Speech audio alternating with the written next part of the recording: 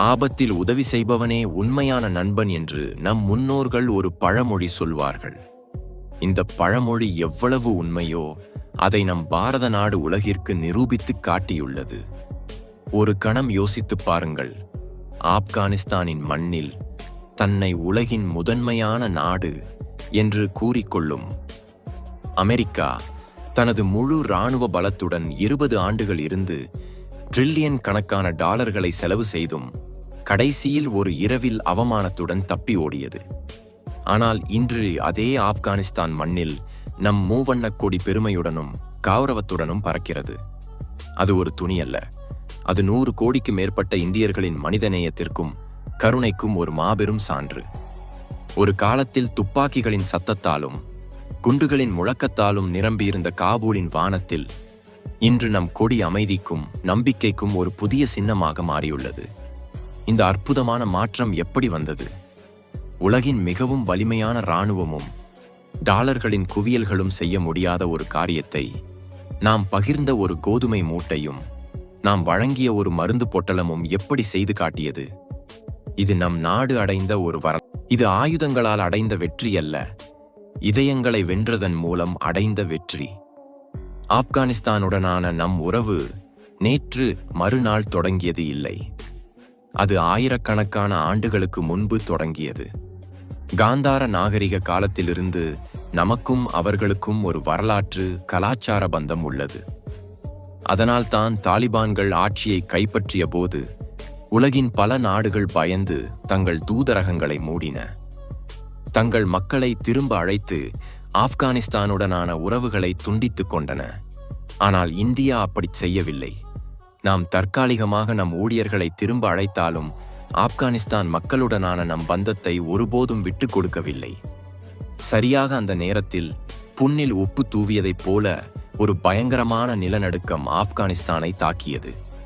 ஏற்கனவே போர், பசி, வறுமையால் துன்பப்பட்ட மக்கள் இந்த நிலநடுக்கத்தால் உடைமைகளை இழந்து, உறவினர்களை இழந்து வீதிகளில் தவித்தனர்.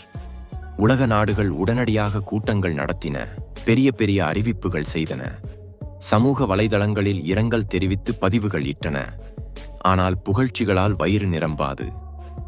அவர்களின் இரங்கல் வார்த்தைகள் அங்குள்ள மக்களின் கண்ணீரை துடைக்கவில்லை, பசியை தீர்க்கவில்லை.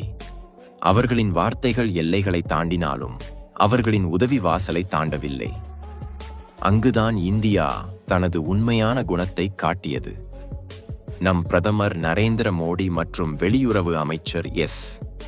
ஜெய்சங்கர் தலைமையில் டெல்லியில் முடிவுகள் விரைவாக எடுக்கப்பட்டன. பசி சுவையை அறியாது, தூக்கம் இன்பத்தை அறியாது என்று சொல்வது போல துன்பத்தில் இருப்பவர்களுக்கு உடனடியாக உதவ வேண்டும் என்று நம் அரசு முடிவு செய்தது. நாம் யாருடைய அனுமதிக்காகவும் காத்திருக்கவில்லை, யாருடைய பாராட்டுக்காகவும் ஆசைப்படவில்லை. வலது கையால் கொடுத்தது இடது கையறிய கூடாது என்ற நம்ம கலாச்சாரத்தை பின்பற்றி எந்தவித விளம்பரமும் இல்லாமல் அமைதியாக நம் வேலையை செய்தோம். ஒரு இரவில் 40 லாரிகளை கொண்ட ஒரு பெரிய பயணக்குழு ஆப்கானிஸ்தானுக்கு புறப்பட்டது. அந்த லாரிகளில் இருந்தவை கோதுமை, பருப்பு, மருந்துகள், கூடாரங்கள் மட்டுமல்ல, அது நிராயிலும் உதவியற்ற தன்மையிலும் மூழ்கியிருந்த ஆப்கான் மக்களுக்கு நாம் அளித்த நம்பிக்கை, நாம் அளித்த ஆறுதல், நாம் அளித்த நம்பிக்கை. இது வெறும் உதவி இல்லை, இது உலகிற்கு நாம் அனுப்பிய ஒரு வலிமையான செய்தி. இந்தியா தனது வெளியுறவு கொள்கைகளை தானே முடிவு செய்யும், யாருடைய கட்டளைகளுக்கோ தடைகளுக்கோ காத்திருக்காது என்று சொல்லாமல் சொன்னோம். இந்த ஒரு செயலால் இந்தியா தெற்காசிய அரசியல் கட்டமைப்பையே மாற்றியது. தாலிபான்களுடன் பேசுவதற்கு கூட பயந்த அமெரிக்கா இப்போது நாம் ஆடும் இந்த புதிய இராஜதந்திர விளையாட்டை தூரத்தில் இருந்து ஆச்சரியத்துடன் பார்த்து நிற்கிறது. நாம் திட்டமிடும் விளையாட்டு என்ன? எந்த அளவுக்கு வெற்றி பெற்றோம்? இதையெல்லாம் தெரிந்து கொள்வதற்கு முன் ஒரு சிறு கோரிக்கை. எங்கள் சேனலை இன்னும் சப்ஸ்கிரைப் செய்யவில்லை என்றால் இப்போதே செய்யுங்கள். கமெண்ட் பகுதியில் உங்களுக்கு மிகவும் பிடித்த நாடு எது என்று கமெண்ட் செய்யுங்கள். நம் லாரிகள் காபூல் நகரத்திற்குள் நுழைந்தபோது அங்கு மக்களின் கண்களில் தெரிந்த மின்னல், மகிழ்ச்சி உலகையே அதிர்ச்சிக்கு உள்ளாக்கியது. எந்த அமெரிக்கா அவர்களை நடுவீதியில் விட்டுவிட்டு அவர்களின் வங்கிக் கணக்குகளை முடக்கிவிட்டு சென்றதோ, அதே அமெரிக்காவின் உதவி அமைப்புகள் இன்னும் காகிதங்களை பிடித்து அனுமதிக்காக அலைந்து கொண்டிருக்கும்போது நம் லாரிகள் எந்தவித தடையுமின்றி நேரடியாக பாதிக்கப்பட்டவர்களை சென்றடைந்தன. நம்பிக்கைக்கும் நாடகத்திற்கும் இடையே உள்ள வித்தியாசம் இதுதான் என்று அன்று உலகிற்கு தெளிவாக புரிந்தது. பின்னர் நடந்த ஒரு காட்சி வரலாற்றில் என்றென்றும் நிலைத்து நிற்கும்.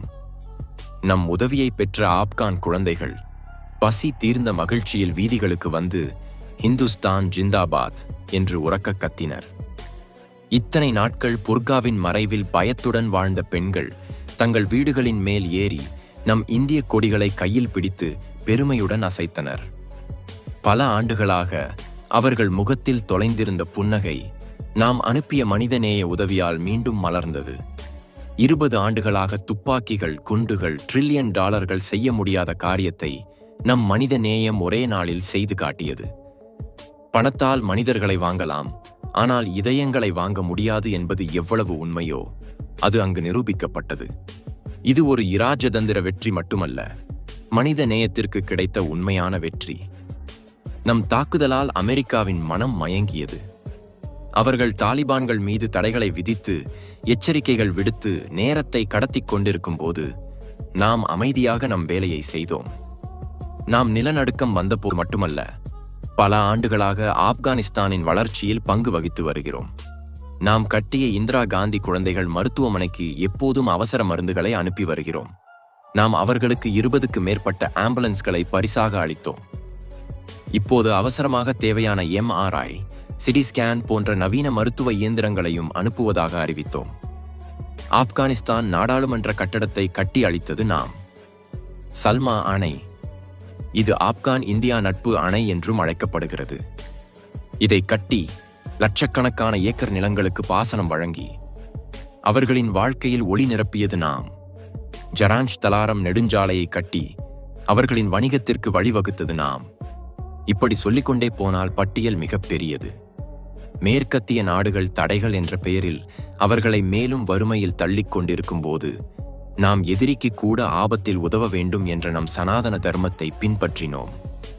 நம் நிச்சயமற்ற சேவையை பார்த்து ஒரு காலத்தில் நம்மை எதிரியாக பார்த்த தாலிபான்கள் நமக்கு மரியாதை செலுத்தினர். அவர்களின் வெளியுறவு அமைச்சர் அமீர் கான் முத்தாக்கி நேரடியாக ஒரு அறிக்கை வெளியிட்டார். இந்தியா எங்களுக்கு எந்தவித அரசியல் நிபந்தனைகளும் இல்லாமல் உதவி செய்தது என்று. அவர்கள் எங்கள் உள்நாட்டு விவகாரங்களில் தலையிடவில்லை. இந்த பிராந்தியத்தில் அமைதி மற்றும் ஸ்திரத்தன்மைக்காக நாங்கள் இப்போது இந்தியாவுடன் இணைந்து நிற்போம் என்று அறிவித்தனர். இது அவர்கள் சொன்ன நன்றி மட்டுமல்ல, இது அமெரிக்காவின் தோல்வியின் மேல், நம் இராஜதந்திர வெற்றியின் மேல் விழுந்த ஒரு அசைக்க முடியாத முத்திரை. நம் செயலை ரஷ்யா வெளிப்படையாக பாராட்டியது. தெற்காசியாவில் அமைதியை ஏற்படுத்துவதில் இந்தியாவின் கொள்கை மிக முக்கியமானது. மேற்கத்திய நாடுகளின் ஆதிக்கத்திற்கு எதிராக ஒரு புதிய இந்தியா ரஷ்யா அச்சு தொடங்கவிருக்கிறது என்று மாஸ்கோ அறிவித்தது. அதாவது, உலக அரசியல் இனி வாஷிங்டனை மட்டும் சுற்றி வராது, டெல்லியையும் சுற்றி வரும் என்று அவர்களே ஒப்புக்கொண்டனர். இந்த முழு முன்னேற்றங்களால் நம் அருகில் உள்ள பாகிஸ்தானில் பதற்றம் தொடங்கியது. தாங்கள் தோண்டிய குழியில் தாங்களே விழுந்தார் போல எந்த ஆப்கானிஸ்தானை தங்கள் பின்னா தோட்டமாகவும் தங்கள் மூலோபாய ஆழத்திற்காகவும் பயன்படுத்த விரும்பினரோ, இப்போது அதே ஆப்கானிஸ்தான் அவர்கள் கையில் இருந்து நழுவி இந்தியாவை நோக்கி செல்கிறது. இஸ்லாமாபாத்தில் பாதுகாப்பு கூட்டங்கள் மேல் கூட்டங்கள் நடந்து கொண்டிருக்கின்றன. இத்தனை நாட்கள் தாலிபான்களுக்கு ஆதரவு அளித்து வளர்த்து பராமரித்தது தாங்களாக இருந்தாலும் இப்போது அவர்களே தங்களுக்கு எதிராக திரும்பி தங்கள் இராணுவத்தினர் மீது தாக்குதல் செய்வதும் அதே நேரத்தில் இந்தியாவை புகழ்வதும் பாகிஸ்தானுக்கு சுத்தமாக பிடிக்கவில்லை. இனி சீனாவின் நிலைமையை பற்றி சொல்லவே வேண்டாம். ஆப்கானிஸ்தானில் உள்ள ஆயிரக்கணக்கான கோடி டாலர் மதிப்புள்ள கனிமங்களை குறிவைத்து தனது பெல்ட் அண்ட் ரோடு திட்டத்தை அங்கு விரிவாக்க விரும்பிய சீனாவுக்கு இந்தியா அங்கு பலம் பெறுவது சிறிதும் பிடிக்கவில்லை. எழுந்து நிற்க முடியாதவள் வானத்திற்கு பரப்பாளா என்று சொல்வது போல உள்ளூர் மக்களின் இதயங்களை வெல்லாமல் வெறும் பணத்தால் கடன் கொடுத்து ஒரு நாட்டை கட்டுப்படுத்த நினைப்பது சீனாவின் முட்டாள்தனம். நம் பதில் மிக எளிமையானது, தெளிவானது. நாங்கள் ஆக்கிரமிக்க வரவில்லை, உதவ வந்தோம். நம்முடையது மனிதநேயம், உங்களுடையது வியாபாரம். இதுதான் நமக்கும் சீனாவுக்கும் இடையே உள்ள உண்மையான வித்தியாசம். இது உலகிற்கும் புரிந்தது. சீனா பெரிய பெரிய திட்டங்களை பற்றி பேசுகிறது, ஆனால் அதற்கு பின்னால் கடன் சிக்கல் உள்ளது. இந்தியா மனித உறவுகளை கட்டி எழுப்புகிறது, அதற்கு பின்னால் அன்பும் நேசமும் உள்ளது. சீனா கொடுப்பது கடன், நாம் பகிர்வது அன்பு. இதுதான் இதய இராஜதந்திரத்திற்கும் டாலர் இராஜதந்திரத்திற்கும் இடையே உள்ள வித்தியாசம். இன்று ஆப்கானிஸ்தான் கிராமங்களுக்கு சென்று இந்தியா என்று கேட்டால் அவர்கள் ஒரு நாட்டின் பெயரை சொல்ல மாட்டார்கள். அது நம்பிக்கைக்கும் நட்புக்கும் ஒரு முகவரி என்று சொல்வார்கள். எந்த ஆயுதமும் வாங்க முடியாத, எந்த டாலரும் சாதிக்க முடியாத இந்த உணர்ச்சி மூலதனம் நமது மிகப்பெரிய பலம். கடைசியாக சொல்வது என்னவென்றால், இன்று இந்தியா ஆப்கானிஸ்தானில் எடுத்து வைக்கும் அடிகள் ஒரு புதிய யுகத்திற்கு ஆரம்பம் குறிக்கின்றன. ஒரு காலத்தில் அமெரிக்க இராணுவ வீரர்களின் காலணிகளின் ஒலியால் அதிர்ந்த அந்த மண்ணில் இப்போது நம் செயல்களின் மனம் பரவுகிறது. நாம் அங்கு கட்டும் பாதைகள், பள்ளிகள், மருத்துவமனைகள் வெறும் கட்டடங்கள் இல்லை. அவை நம் மென்மையான வலிமைக்கு நிரந்தர சின்னங்கள், ஒரு வலிமையான மூலோபாயம். இந்த வேகம் இப்படியே தொடர்ந்தால் ஆப்கானிஸ்தான் மத்திய ஆசியாவில் நமக்கு ஒரு புதிய மூலோபாய பாதையாக மாறும். நாம் பாகிஸ்தானையும் சீனாவையும் புறந்தள்ளி நேரடியாக மத்திய ஆசிய நாடுகளுடன் வர்த்தகம் செய்ய முடியும். இந்த விளையாட்டில் நாம் போர் இல்லாமலேயே நம் அண்டை நாட்டின் மண்ணில் நம்பிக்கையின் கொடியை பறக்கவிட்டோம். எதிர்காலத்தில் வரலாறு இந்த நாளை நினைவு கூறும்போது, சூப்பர் பவர் அமெரிக்கா எங்கு தோல்வியடைந்ததோ அங்கு மனிதநேய வலிமையுள்ள இந்தியா மீண்டும் தொடங்கியது என்று எழுதப்படும். ஏனெனில் ஒளி மேற்கிலிருந்து வரவில்லை, இப்போது கிழக்கிலிருந்து உதிக்கிறது. அந்த உதிக்கும் சூரியனே நம் இந்தியா. நீங்கள் என்ன சொல்கிறீர்கள்? உங்கள் கருத்துக்களை கமெண்ட் பகுதியில் தெரிவியுங்கள். ஜெய் ஹிந்த்.